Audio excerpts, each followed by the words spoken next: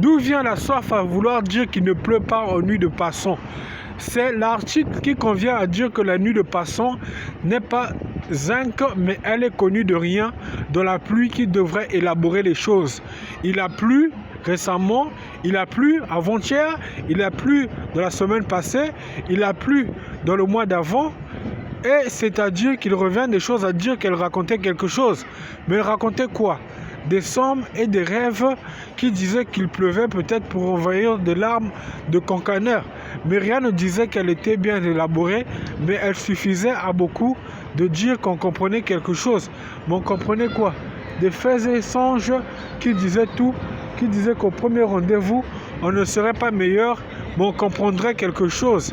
Alors pourquoi on n'a rien compris de miracle? Parce que tout disait que les songes étaient plumes, mais les songes étaient quelque part morts.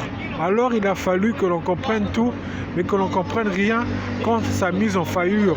Alors disons-nous tout, et disons-nous tout premier, que pour venir en fait, il faut toujours dire que la vie est claire, mais la vie n'est pas morte quand on connaît ces choses-là.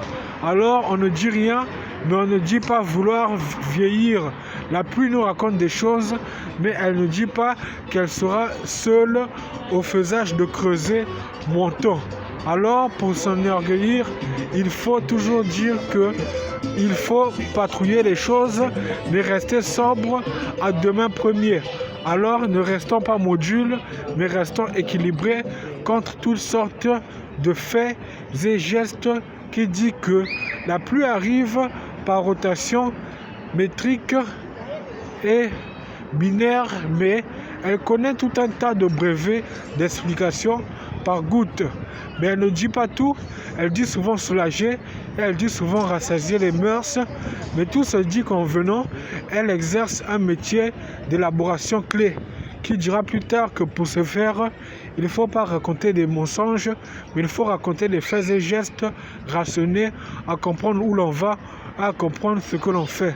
Alors n'aspirons pas à devenir meilleur, mais aspirons à devenir premier dans tout ce que l'on fait et à prévenir et à suivre la météo qui en raconte au long de choses que la pluie n'est pas seule, mais elle fait des récits connus pour plus tard dire que quelque part il y a eu des messages qui sont passés, mais il fallait suivre la météo pour comprendre, ou parler des tambours, de quai, pour plus tard dire que rien ne serait seul, mais tout serait ébahi à comprendre qu'il y aurait des messages et des vérités Vietnam qui diraient plus tard que la connaissance est lue et la connaissance est ratée de rien, pour plus tard dire que on fait des sciences à dire qu'il y a des cousus de promenade et des cousus de première lune dans tout ce que l'on obtient.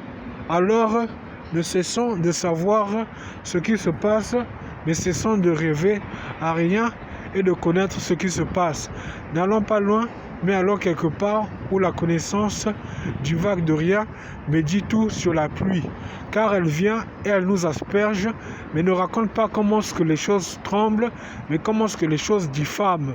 Alors quand il pleut, il faut se soulager, mais aussi comprendre qu'il faut parfois écrire et prendre son stylo pour ne pas rêvasser, se concentrer et parfois dire à quoi se sommeillent les choses de ne pas comprendre ce qu'elle veut dire, à quoi sommeillent les choses de ne pas partager avec les choses, les gens, ce qu'elle a dit. C'est un réflexe découpé de notre monde et séparé pour comprendre les villages de pluie qui ne sont pas racontés dans les histoires et qui sont peut-être dans des bouquins de bibliothèque à rationner des vérités palabres et de psaumes récités pour plus tard définir les faits et gestes qui diront plus tard qu'elles sont bien schizophréniques à leur vérité et dures à cuire dans leur tube de récits vidéologiques.